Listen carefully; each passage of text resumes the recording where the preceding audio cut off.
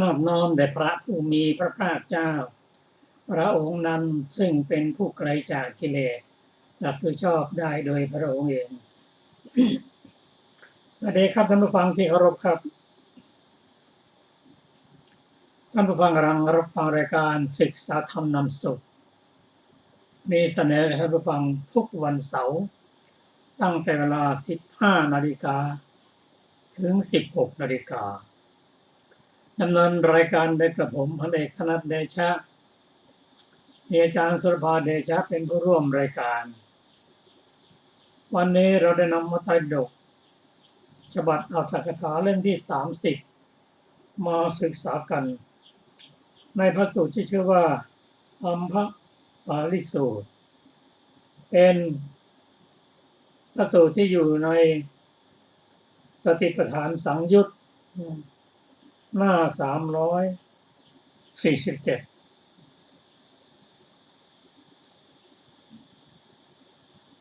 สติปัฏฐานสี่นี้ซึ่งพระองค์ตรัสว่าเป็นทางเดียวเท่านั้นที่ทำให้หมู่สัตว์ทั้งหลายสะอาดหมดจดก้าวล่วงเสียสิ้นความเศร้าโศกร่ำไรเพื่ออัสดงดับไปแห่งทุกข์โทมนัสเพื่อบรรลุญาณธรรมเพื่อกระทำนิพพานให้แจ้งทางนี้คือสติปัฏฐานสี่ก็เป็นทางเดียว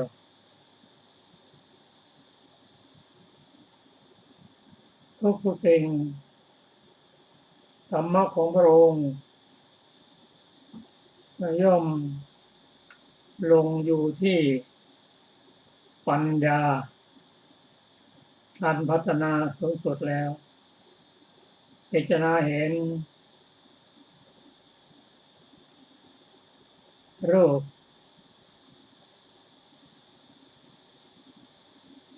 คือกายเวทนาจิตธรรมกำหนดแล้ว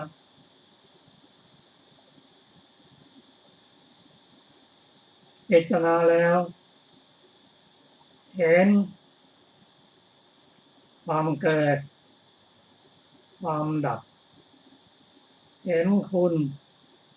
เห็นโทษเห็นทางสัตว์ออกแล้วเรามาปฏิบัติแน่นอนขันธ์ห้านั้นถ้าไม่มีคุณคงไม่มีใครอยากจะต้องการถ้าไม่มีโทษก็คงไม่มีใครหาทางสนองแต่มีทั้งคุณมีทั้งโทษแต่โทษนั้นมากกว่าคุณจึงหาทางสนองและวิธีการทั้งหมดนั้นที่จะพ้นจากทุกข์โทมนัสก็มีในพระพุทธศาสนาเท่านั้นเอง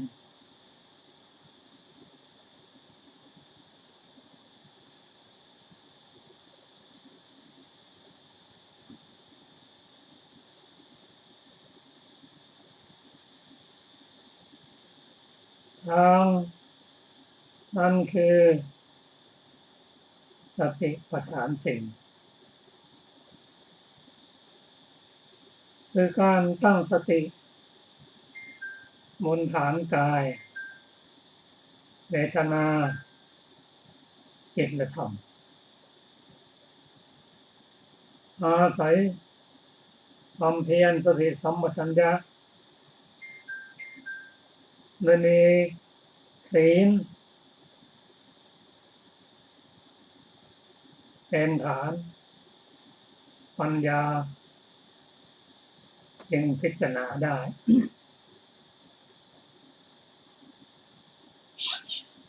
ถ้าศีลบริสุทธิ์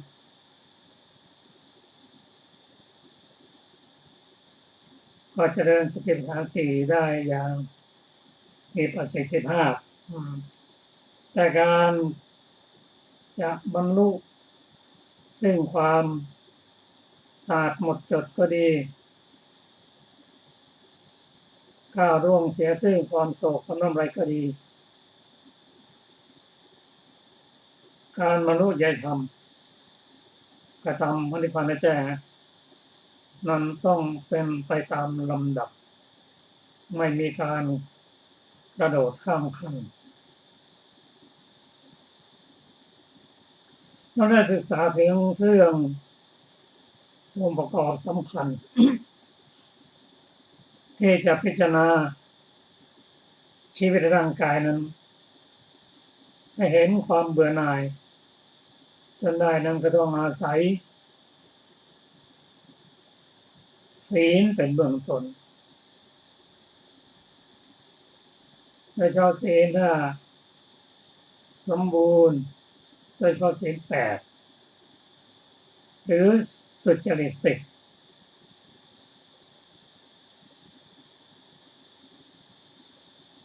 ถ้าศีลดีแล้วทำให้สมาธิตั้งมั่นเร็วเมื่อสมาธิตั้งมั่นปัญญาก็อาศัยสมาธินั้นเพราะว่าสมาธินั้นอาศัยศีลอบรมปัญญาอาศัยสมาธิอบรม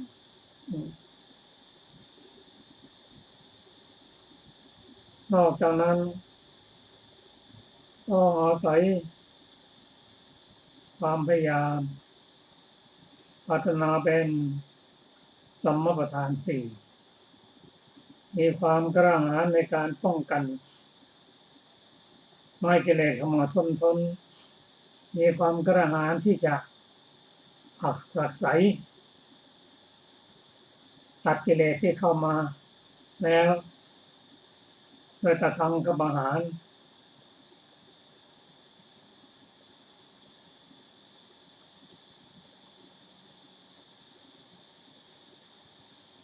และประหารด้วยฌาน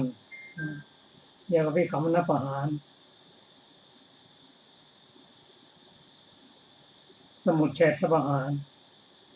ปฏิปัสสธิและนิสสรประหารคือพระนิพพานเป็นที่สุดอาศัยสติด้วยความระลึกได้อาศัยสัมปชัญญะคือความรู้ตัวทั้งหมดที่กล่าวนี้เป็นหลักวิชาการของพุทธศาสนาเป็นการทำงานของจิตและเจตสิกและมีกายและวจีเป็นที่รองรับ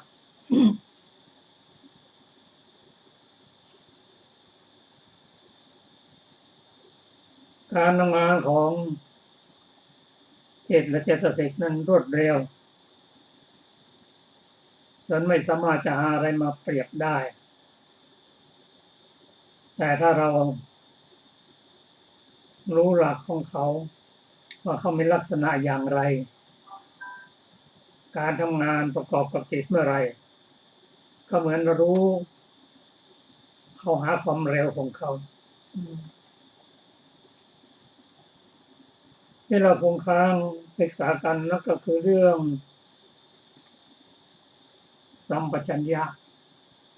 คือความรู้ตัวสัมปชัญญะนั้นมีปัญญาเป็นตัวนำและแน่นอนมีกุศลเจตสิกประกอบอยู่ด้วยทำหน้าที่ทำความรู้ตัวการเคลื่อนไหวของอิริยาบถย่อยโดยใช้หลักของการก้าวไปข้างหน้าถอยไปข้างหลังอิริยาบถย่อยทั้ง7ที่ปัญญาควบคุมนั่นก็คือสาตถกะสัมปชัญญะส สัพพยะสัมปชัญญะโคจรสัมปชัญญะและอสัมโมหะสัมปชัญญะทำความรู้ตัวอยู่เสมอให้ทัน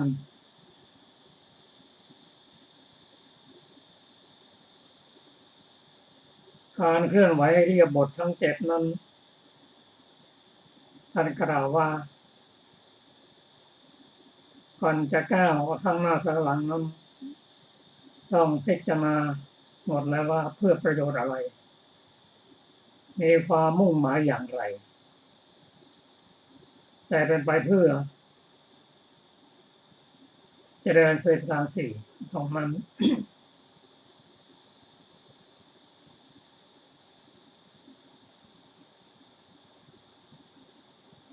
ในการเคลื่อนไหวนั้นจะต้องเป็นไปได้ดีเป็นกุศลที่จะนำมาปฏิบัติธรรมด้วยเรียกว่าสัมปชัญญะเรียกว่าสัพพยะสัมปชัญญะถ้าการเคลื่อนไหวต่างๆนั้นต้องรักษากรรมฐานนั้นได้ไม่ว่าจะเคลื่อนไหวอย่างไรไปไหนก็ตามรักษากรรมฐานนั้นได้ในที่สุดนั้นสัมโมหะสัมปชัญญะนั้นสรุปว่าการเคลื่อนไหวอิริยาบถย่อยนั้นไม่ใช่ผู้ใดเป็นผู้ทำการเคลื่อนไหวแต่เป็นการทำงานอำนาจของจิตเรียกจิตตชวโยร่วมกับธาตุลมธาตุดิน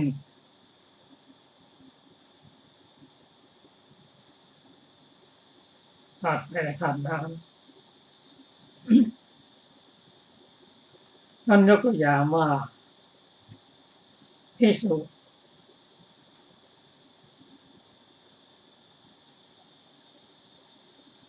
จะหยิบบาตรเพื่อ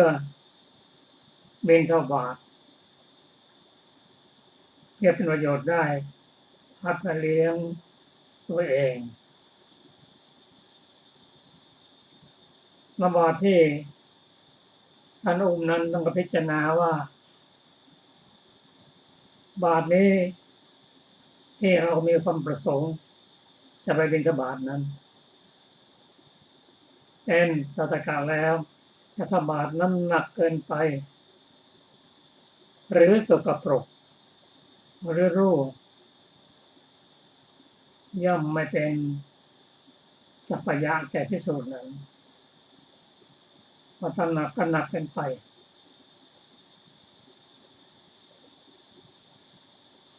ในระหว่างบิณฑบาตนั้น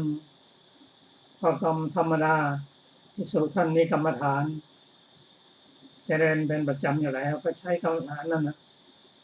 ทั้งไปทั้งกลับไม่ให้ขาดตอนเช่นการเจริญเมตตากรรมฐานเป็นต้นเรียกว่านำไปและนำกลับด้วยถึงแม้ในระหว่างทางจะมีผู้ถวายบิณฑบาตเรียนถามนักถามท่านก็รักษากรรมฐานนั้นไว้พอจบการสนทนาก็ทำรักษากรรมฐานนั้นต่อในที่สุดแล้ว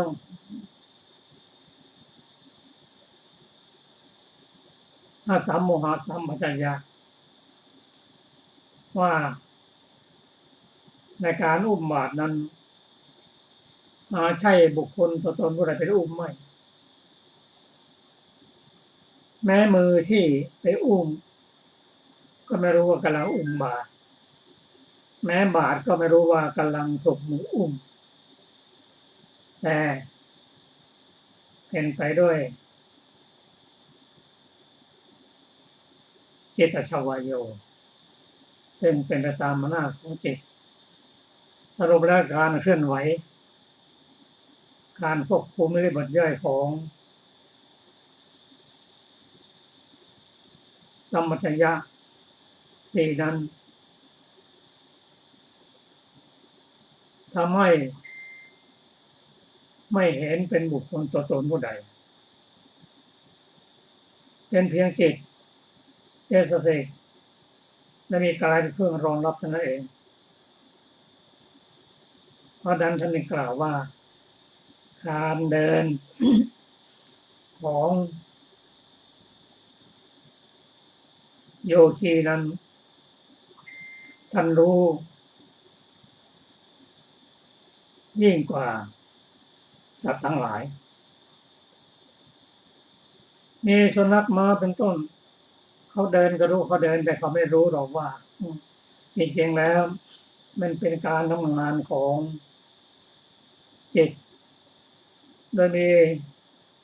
เจตสิกรองรับเจตชวโยเป็นการลดความหมดตัวหมดตนลงไปนี่เป็นประโยชน์ในส่วนไหนของการเรียนธรรมก็บุคคลผู้จะบรรลุพระโสดาบันนั้นต้องกำจัดสักยทิฏฐิได้กำจัดตัวตนออกได้ไม่ใช่ตัวไม่ใช่ตนถึงจะรอดเข้าไปสู่ความเป็นอริยบุคคลได้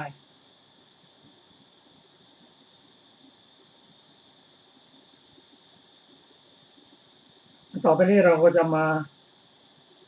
ศึกษากันถึงรายละเอียดถ้ามีพร้อมหมดแล้วจะเริ่มได้อย่างไรก็ในพระสูตรต่อไปนั้นท่านจะกล่าวไว้ขอเชิญอาจารย์ศิลปาค่ะสวัสดีค่ะท่านผู้ฟังทุกท่าน เราจะมาต่อกันนะคะในจากเมื่อวานค่ะในบทว่าสังคาติปัตตจีวรธารเนนี้มีอธิบายว่าการใช้สอยชื่อว่าทรงไว้ด้วยสามารถการนุ่งและการห่มสังคาติและจีวรด้วยสามารถการรับภิกษาเป็นต้นแห่งบาตรในการทรงสังคาติและจีวรนั้นประโยชน์มีประการดังที่พระผู้มีพระภาคเจ้าตรัสไว้โดยนัยยะมีอาทิว่าผู้ได้อามิสนุ่งห่มก่อนแล้วจึงเชี่ยวไปบิณฑบาตเพื่อกำจัดความหนาวดังนี้ชื่อว่าประโยชน์พึงทราบสาตถกะสัมปชัญญะด้วยสามารถประโยชน์นั้นก็จีวรเนื้อละเอียดเป็นที่สบายของผู้มีความร้อนเป็นปกติ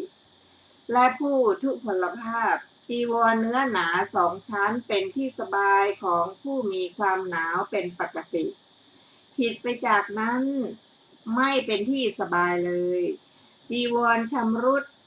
ไม่เป็นที่สบายแก่ใครๆเลยด้วยว่าจีวรชำรุดนั้นทำความกังวลให้แก่เขาด้วยการให้ผ้าปะเป็นต้นจีวรที่ควรได้มีประเภทเป็นผ้าขนแกะ2 ชั้นเป็นต้นก็อย่างนั้นด้วยว่าจีวรเช่นนั้นย่อมเป็นการทำอันตรายแก่การนุ่งและทำอันตรายแก่ชีวิตของภิกษุรูปหนึ่งในป่าได้ก็โดยไม่อ้อมค้อมจีวรได้เกิดด้วยอำนาจมิจฉาชีพมีนิมิตกรรมเป็นต้นเป็นหมอดูและอกุศลธรรมย่อมเจริญยิ่งแก่ผู้เสพกุศลธรรมย่อมเสื่อมไปจีวรนั้นไม่เป็นที่สบายผิดไปจากนั้นเป็นที่สบายพึงทราบสัปปายะสัมปชัญญะในข้อนี้ด้วยสามารถสัปปายะนั้นและโคจรสัมปชัญญะด้วยสามารถการไม่ละกรรมฐานชื่อว่าอัตตาในภายในไม่มีใครๆห่มจีวรแต่การห่มจีวรย่อมมีได้ด้วยการสร้างไปแห่งวายโยธาตุอันเป็นกิริยาของจิตดังที่กล่าวแล้ว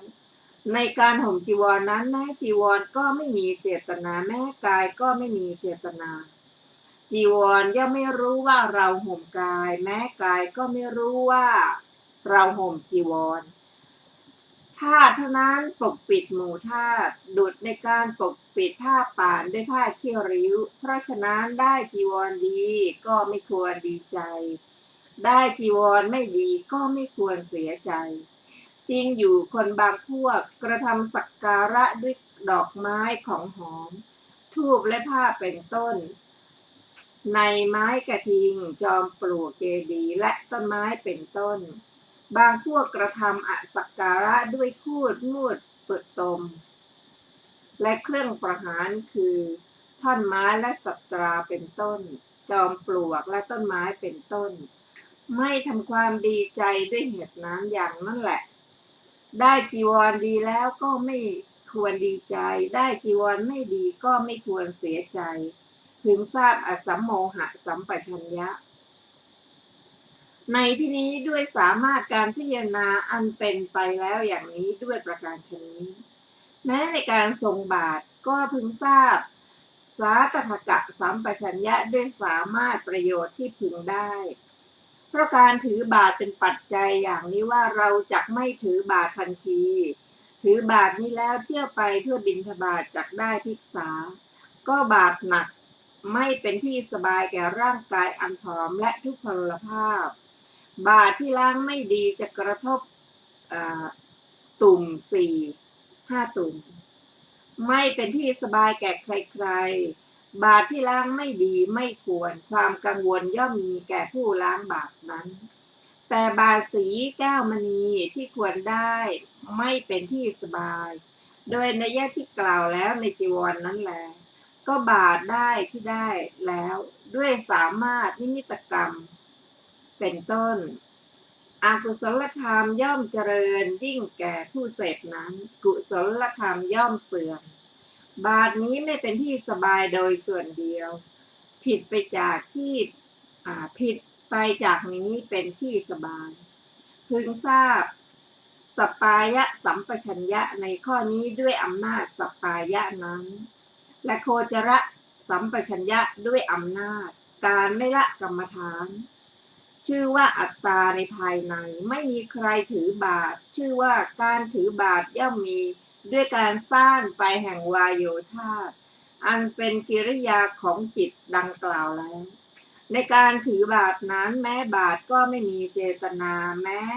มือก็ไม่มีเจตนาบาตรย่อมไม่รู้ว่าเราถูกมือจับแม้มือก็ไม่รู้ว่าเราจับบาตรธาตุเท่านั้นถือเอาหมู่ธาตุดุจในการถือบาตรอันมีสีดุจไฟด้วยขีนพึงทราบอสัมโมหะสัมปชัญญะในที่นี้ด้วยสามารถการพิจารณาอันเป็นไปแล้วอย่างนี้ด้วยประการชนี้อีกอย่างหนึ่งเหมือนมนุษย์ทั้งหลายผู้มีความเอ็นดูเห็นมนุษย์อนาถาที่อนาถศาลามีมือและเท้าด้วนมีหนองเลือดและเหล่าหนอนไหลออกจากปากแผลมีแมลงหัวเขียวตอมนำผ้าพันแผลและยาด้วยกระเบื้องเป็นต้นให้แก่พวกเขาในข้อนั้นผ้าเนื้อละเอียดถึงแก่บางคนเนื้อหยาบถึงแก่บางคนก็กระเบื้องใส่ยามีสันฐานดีถึงแก่บางคนมีสันฐานไม่ดีถึงแก่บางคนพวกมนุษย์อนาถาเหล่านั้นไม่ดีใจหรือไม่เสียใจในข้อนั้นเลยด้วยว่าความต้องการของพวกเขาด้วยผ้าเพียงพันแผลเท่านั้นและด้วยกระเบื้องเพียงใส่ยาเท่านั้นชั้นใดภิกษุสำคัญจีวรดุจผ้าพันแผลบาทดุจกระเบื้องใส่ยาภิกษาที่ได้ในบาทดุจยาในกระเบื้องฉันนั้นพึงทราบว่าภิกษุนี้เป็นผู้กระทำสัมปชัญญะอันสูงสุดด้วยอสัมโมหะสัมปชัญญะในการทรงสังฆาติบาทและจีวรพึงทราบในบทว่าอสิตะเป็นต้นบทว่าอสิเตได้แก่ในการฉันอาหารบทว่าปิเตได้แก่ในการดื่มมีข้าวยาคูเป็นต้นบทว่าขายิเตได้แก่การเคี้ยวมีแป้งและของเคี้ยวเป็นต้นบทว่าสายิเตได้แก่ในการลิ้มมีน้ำผึ้งน้ำอ้อยเป็นต้นในบทเหล่านี้ประโยชน์แม้8อย่างท่านกล่าวไว้โดยเป็นต้นว่าเนวะทวายะดังนี้ชื่อว่าประโยชน์ พึงทราบสาตถกะสัมปชัญญะด้วยสามารถประโยชน์นั้นความไม่สำราญมีแก่ผู้ใดด้วยโภชนะอันใดในบรรดาโภชนะที่เศร้าหมองประณีตขมและหวานเป็นต้นโภชนะอันนั้นไม่เป็นที่สบายแก่ผู้นั้นแต่โภชนะอันใดอันได้มาด้วยนิมิตกรรมเป็นต้นและอกุศลธรรมทั้งหลายย่อมเจริญยิ่งกุศลธรรมทั้งหลายย่อมเสื่อมแก่เขาผู้บริโภคโภชนะชนิดนั้นชนิดใดโภชนะนั้นไม่เป็นที่สบายโดยส่วนเดียวผิดไปจากนั้นเป็นที่สบายพึงทราบสัปปายะสัมปชัญญะในที่นี้ด้วยสามารถสัปปายะนั้นและโคจรสัมปชัญญะด้วยสามารถการไม่ละกรรมฐานนั้นแหละชื่อว่าอัตตาในภายในไม่มีใครเป็นผู้บริโภคก็ธรรมดาการรับบาตรย่อมมีด้วยสามารถการสร้างไปแห่งวายโยธาอันเป็นกิริยาของจิตมีประการดังกล่าวแล้วธรรมดาการหยั่งมือลงในบาตรย่อมมีด้วยการสร้างไปแห่งวายโยธาอันเป็นกิริยาของจิตการปั้นก้อนข้าวการยกก้อนข้าวและการอ้าปากย่อมมีด้วยการสร้างไปแห่งวายโยธาอันเป็นกิริยาของจิตใครๆย่อมไม่เปิดประตูกว้างด้วยกุญแจไม่ง้างด้วยเครื่องยนต์ได้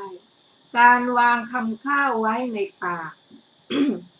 ฟันข้างบนทำหน้าที่เป็นสากฟันข้างล่างทำหน้าที่เป็นครกและลิ้นทำหน้าที่เป็นมือย่อมมีได้ด้วยการสร้างไปแห่งวายโยธาอันเป็นกิริยาของจิต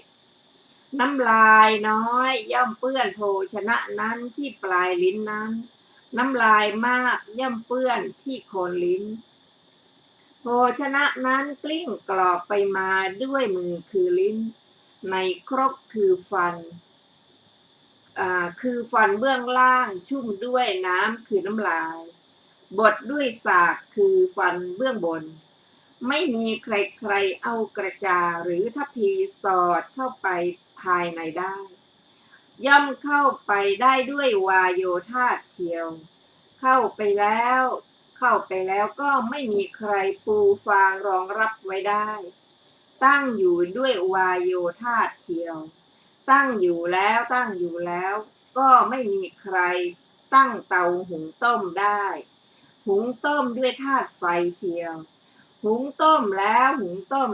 ก็ไม่มีใครนำออกข้างนอกได้ด้วยกระบองหรือไม้เท้าได้ออกด้วยวายโยธาเชียวด้วยประการชนีวายโยธาย่อมนำไปยิ่งนำไปล่วงวิเศษทรงไว้เปลี่ยนแปลงบดแห้งและนำออกปฐวีธาตุทรงไว้เปลี่ยนแปลงบดและแห้งอาโปธาตุย่อมชุ่มฉ่ำรักษาความสดเตโชธาตุเผาสิ่งที่เข้าไปในภายในอากาศธาตุเป็นทางไปวิญญาณธาตุอาศัยการประกอบชอบในธาตุนั้นย่อมผูกใจไว้ ถึงทราบขอไป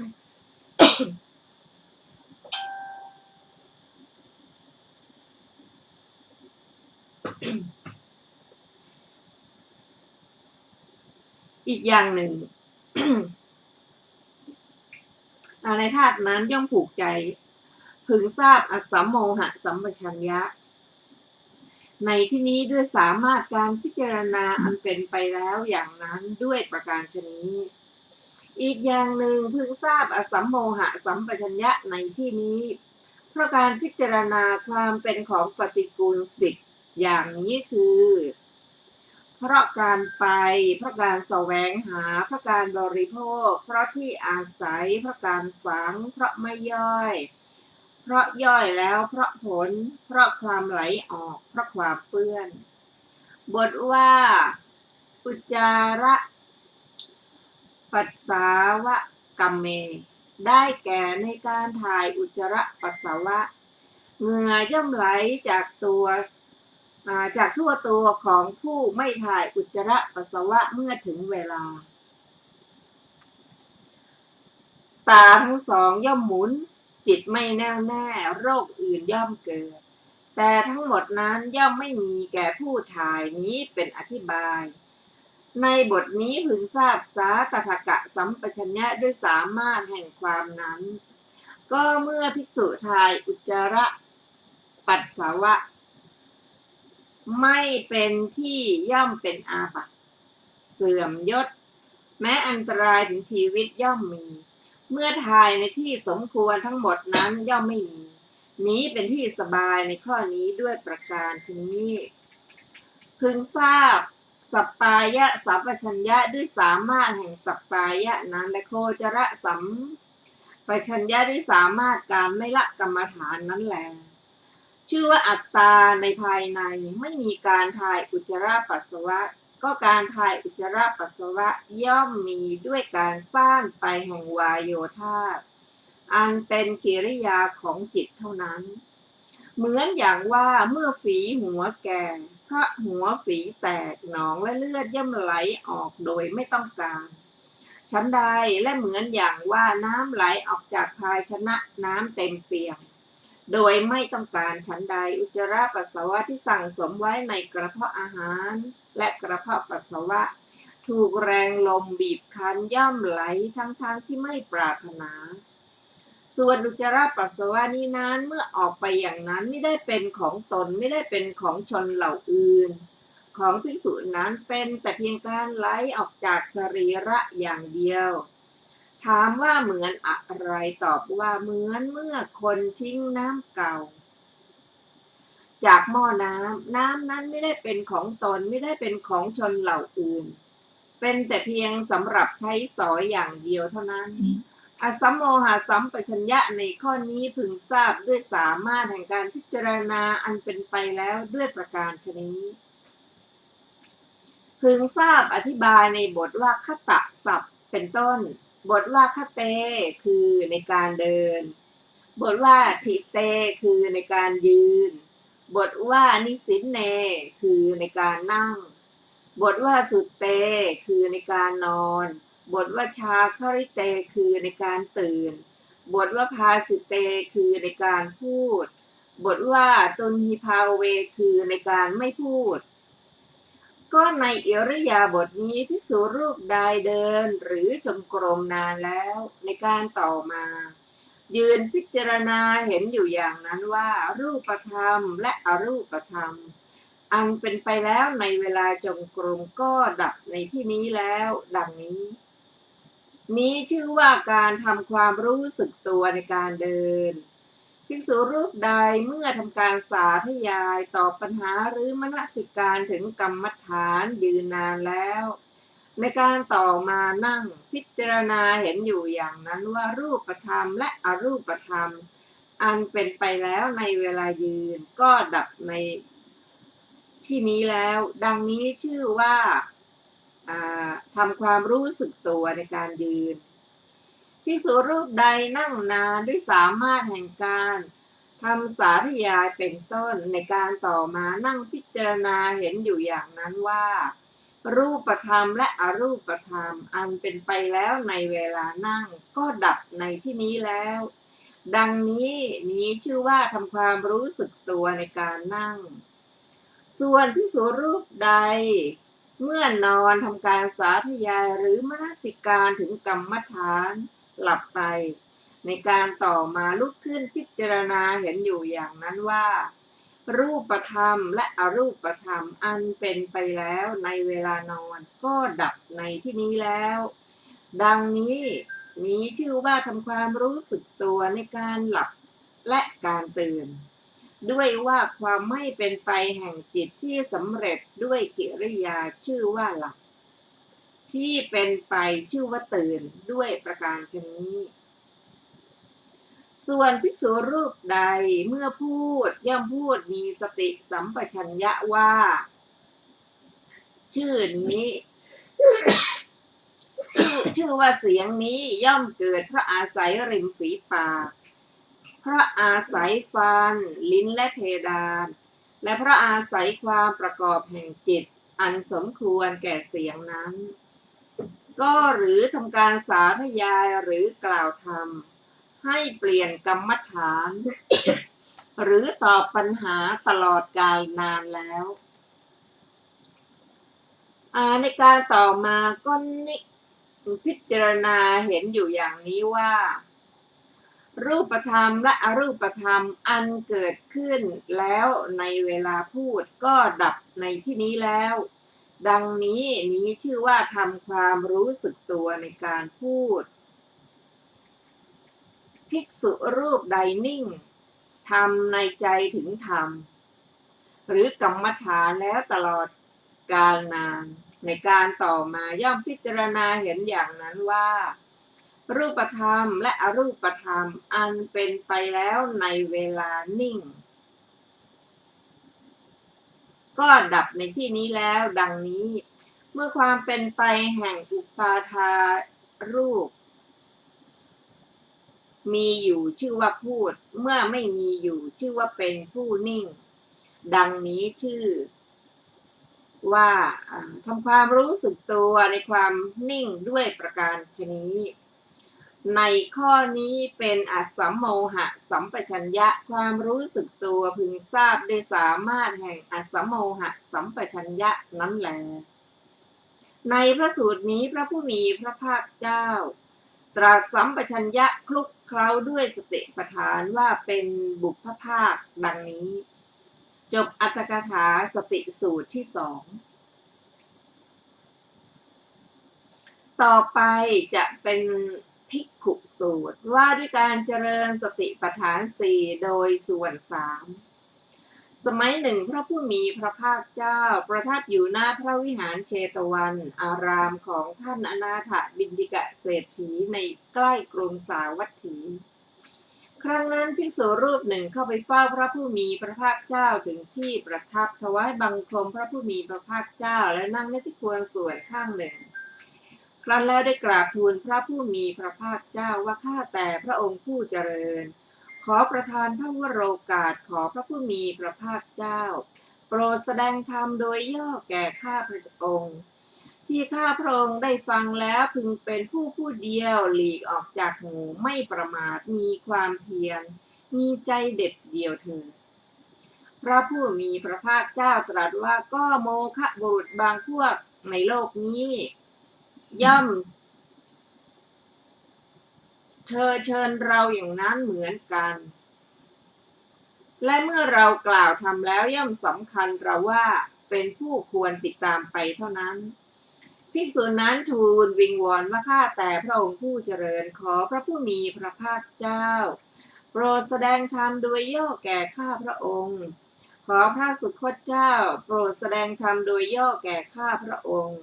แม้ฉะนั้นข้าพระองค์พึงรู้ทั่วถึงเนื้อความแห่งภาสิทธิ์ของพระผู้มีพระภาคเจ้าแม้ฉะนั้นข้าพระองค์พึงเป็นทายาทแห่งภาสิทธิ์ของพระผู้มีพระภาคเจ้าพระผู้มีพระภาคเจ้าตรัสว่าดูก่อนภิกษุเพราะเหตุนั้นแหละเธอจงยังเบื้องต้นในกุศลธรรมให้บริสุทธิ์ก่อนเบื้องต้นของกุศลธรรมคืออะไรคือศีลที่บริสุทธิ์ดีและความเห็นตรงเมื่อใดศีลของเธอจักบริสุทธิ์ดีและความเห็นของเธอจักตรงเมื่อนั้นเธออาศัยศีลตั้งอยู่ในศีลแล้วพึงเจริญสติปัฏฐานสี่โดยส่วนสามสติปัฏฐานสี่เป็นไฉนดูก่อนภิกษุเธอจงพิจารณาเห็นกายในกายภายในอยู่มีความเพียรมีสัมปชัญญะมีสติกำจัดอภิชฌาและโทมนัสในโลกเสียหนึ่งจงพิจารณาเห็นกายในกายภายนอกอยู่มีความเพียรมีสัมปชัญญะมีสติกำจัดอภิชฌาและโทมนัสในโลกเสียหนึ่งจงพิจารณาเห็นกายในกายทั้งภายในภายนอกอยู่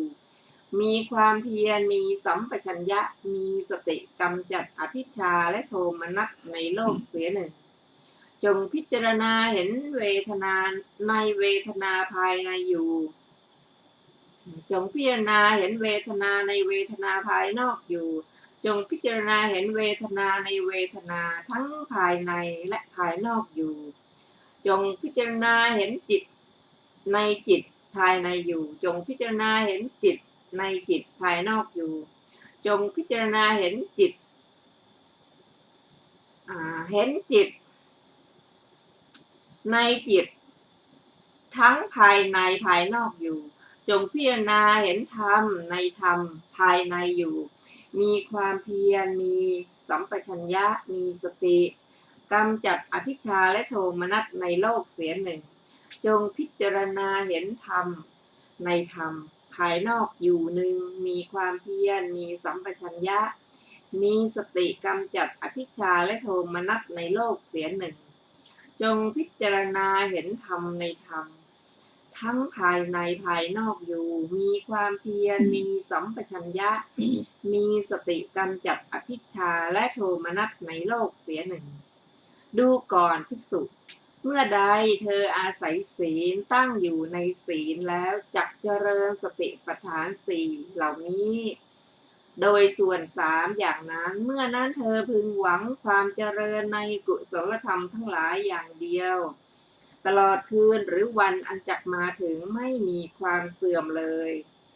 ครั้งนั้นภิกษุนั้นชื่นชมยินดีภาสิทธิ์ของพระผู้มีพระภาคเจ้าลุกจากอาสนะถวายบังคมพระผู้มีพระภาคเจ้า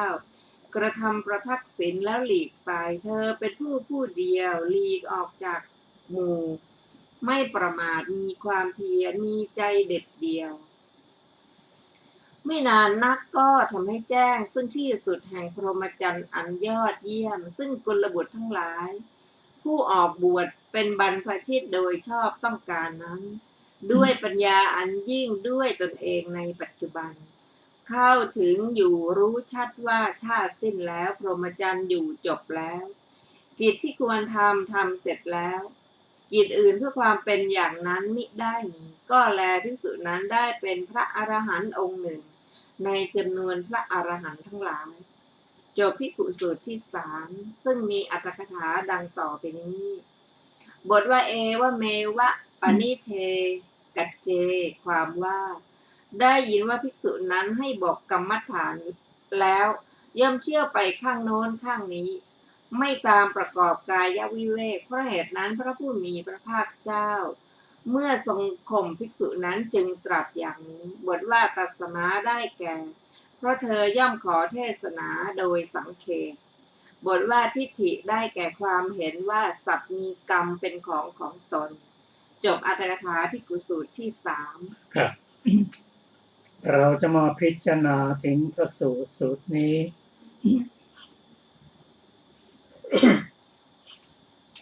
คือพระสูตรสูตรนี้เป็นพระสูตรที่พระองค์แสดงธรรมและภิกษุน้อมไปปฏิบัติพระพุทธเจ้าพระองค์ตรัสว่าเธอทั้งหลายจงยังเบื้องต้นแห่งกุศลธรรมให้บริสุทธิ์ก่อนเบื้องต้นของกุศลธรรมคืออะไรคือศีลที่บริสุทธิ์ดีและความเห็นตรง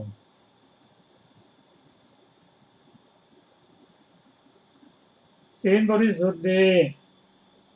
เป็นศีลที่ปฏิบัติสุจริต10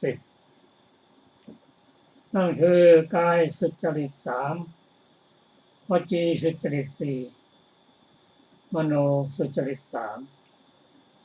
โดยเฉพาะมโนสุจริต3นั้นเป็นเรื่องของความเห็นตรงเน้นเป็นในเรื่องของกรรมก่อนว่าทำดีได้ดีเป็นต้น แต่อย่างไรก็ตามพระสงฆ์ผู้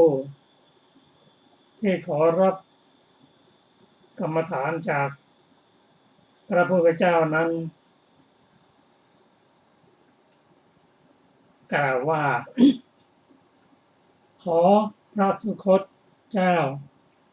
โปรดแสดงธรรมโดยย่อแก่ข้าพระองค์พระภิกษุนั้นได้ศึกษามาตามสมควรแล้วต้องการเพียงอุเทศแม้ฉะไหนข้าพระองค์พึงรู้ทั่วถึง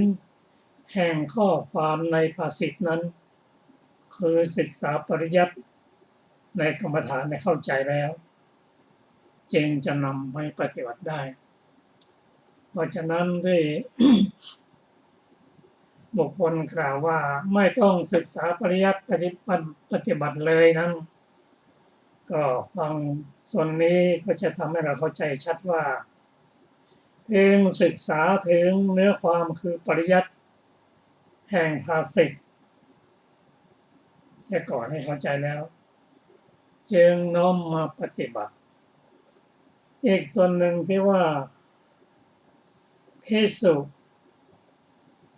ว่าโดยการเจริญสติปัฏฐานสี่โดยส่วนสามสติปัฏฐานสี่คือ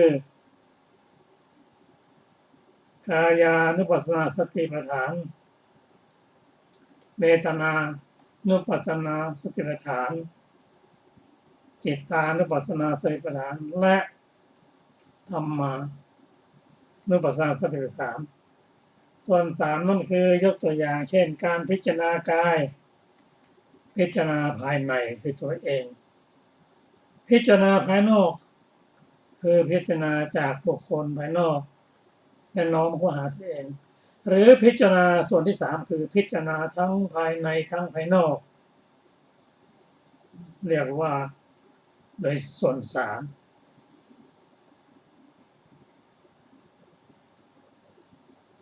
ส่วนข้อความอื่นนำพระพุทธเจ้าตรัสว่าเธอยังเบื้องต้นหรือบุพภาคแห่งกุศลธรรมคือศีลบริสุทธิ์ก่อนมีศีลมีสติมีสัมปชัญญะมีความเข้าใจหมดแล้วเมื่อใดของเธอศีลของเธอบริสุทธิ์ดีและความเห็นคือทิฏฐิของเธอ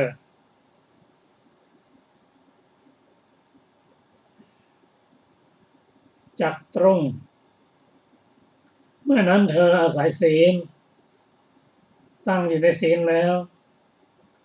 เพ่งเจริญสติปัฏฐานสี่โดยส่วนสามข้อนี้เป็นพระธรรมคำสอนของพระพุทธเจ้าในพระสูตรนี้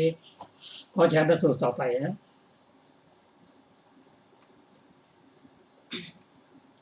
พระสูตรต่อไปชื่อว่าโกศลสูตรว่าด้วยการเจริญสติปัฏฐานสี่สมัยหนึ่งพระผู้มีพระภาคเจ้าประทับอยู่ณพรามณคามชื่อโกศลในแคว้นโกศลณที่นั้นแลพระผู้มีพระภาคเจ้าตรัสเรียกภิกษุทั้งหลายแล้วได้ตรัสพระพุทธภาษิตนี้ว่าดูก่อนภิกษุทั้งหลายภิกษุทั้งหลายที่เป็นผู้มาใหม่บวชยังไม่นานเพิ่งมาสู่พระวินัยนี้ซึ่งมาสู่ธรรมวินัยนี้อันเธอทั้งหลายพึงให้สมาทานพึงให้ตั้งอยู่พึงให้ดำรงมั่นในการเจริญสติปัฏฐานสี่สติปัฏฐานสี่เป็นไฉนมาเถิดผู้มีอายุทั้งหลายเธอทั้งหลายจงพิจารณาเห็นกายในกายอยู่มีความเพียรมีสัมปชัญญะมีธรรมเอกผุดขึ้นมีจิตผ่องใสมีจิตตั้งมั่นมีจิตมีอารมณ์เดียวเพื่อรู้กายตามความเป็นจริงจงพิจารณาเห็นเวทนาในเวทนาอยู่เพื่อรู้เวทนาตามความเป็นจริงจงพิจารณาเห็นจิตในจิตอยู่เพื่อรู้จิตตามความเป็นจริงจงพิจารณาเห็นธรรมในธรรมอยู่มีความเพียรมีสัมปชัญญะมีธรรมเอกผุดขึ้นมีจิตผ่องใสมีจิตตั้งมั่นมีจิตมีอารมณ์เดียวเพื่อรู้ธรรมตามความเป็นจริงดูก่อนภิกษุทั้งหลายแม้ภิกษุทั้งหลายที่ยังเป็นเสขะยังไม่บรรลุอรหัตปรารถนาความเกษมจากโยคะอันยอดเยี่ยม ก็ย่อมพิจารณาเห็นกายในกายอยู่ มีความเพียรมีสัมปชัญญะมีธรรมเอกผุดขึ้น มีจิตผ่องใสมีจิตตั้งมั่น มีจิตมีอารมณ์เดียวเพื่อกำหนดรู้กาย ย่อมพิจารณาเห็นเวทนาในเวทนาอยู่ เพื่อกำหนดรู้เวทนาย่อมพิจารณาเห็นจิตในจิตอยู่เพื่อกำหนดรู้จิต ย่อมพิจารณาเห็นธรรมในธรรมอยู่ มีความเพียรมีสัมปชัญญะมีธรรมเอกผุดขึ้นมีจิตผ่องใสมีจิตตั้งมั่นมีจิตมีอารมณ์เดียวเพื่อกำหนดรู้ธรรมดูก่อนภิกษุทั้งหลายแม้ภิกษุทั้งหลายที่เป็นอรหันตขีณาสพอยู่จบพรหมจรรย์ทำกิจที่ควรทำเสร็จแล้วปลงภาระลงแล้วมีประโยชน์ตนถึงแล้วโดยลำดับ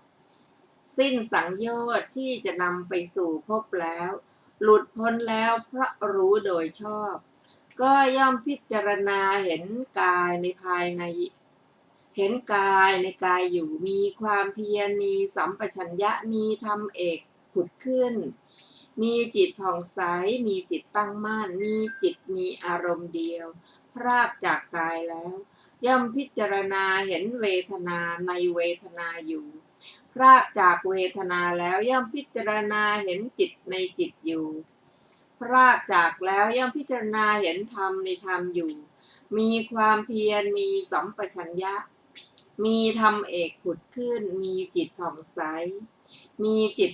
ตั้งมั่นมีจิตมีอารมณ์เดียวพรากจากธรรมแล้วดูก่อนภิกษุทั้งหลายภิกษุทั้งหลายภิกษุทั้งหลายที่เป็นผู้มาใหม่บวชยังไม่นานเพิ่งมาสู่ธรรมวินัยนี้อันเธอทั้งหลายพึงให้สมาทานพึงให้ตั้งอยู่พึงให้ดำรงมั่นในการเจริญสติปัฏฐานสี่เหล่านี้นะก็จบโกศลสูตรที่สี่ซึ่งมีอัตถกถานะคะว่า วินิจฉัยว่าบทว่าธรรมวินัยโยความว่าบททั้งสองนี้ธรรมหรือวินัยนั้นเป็นชื่อของสัพทุศาสตร์เท่านั้นบทว่าสมาทะเปตัพพาได้แก่อันเธอทั้งหลายพึงให้ถือเอาบทว่าเอโกที่ภูตาได้แก่ความเป็นผู้มีจิตสงบด้วยคณิกะสมาธิบทว่าสมาหิตาเอกคจิตตาความว่ามีจิตตั้งมั่นโดยชอบและมีจิตมีอารมณ์เดียวด้วยสามารถอุปจาระและอัปปนาในสูตรนี้สติปัฏฐานอันภิกษุใหม่ทั้งหลายและพระขีณาสพทั้งหลายจะเริญแล้วเป็นบุพภาพพระเสขะเจ็ดจำพวกเจริญแล้วเป็นมิสกะคลุกเคล้ากัน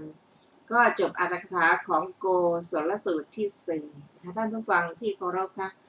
วันนี้รายการศึกษาธรรมนำสุขก็ได้หมดเวลาลงแล้วขอขอบคุณทุกท่านที่ได้ศึกษาร่วมกันนะเราจะมาพบกันใหม่ในวันศุกร์หน้าเวลา 14 นาฬิกาเป็นต้นไปขอความเจริญในธรรมได้บังเกิดแก่ทุกท่านด้วยทุกคนนะคะสวัสดีค่ะ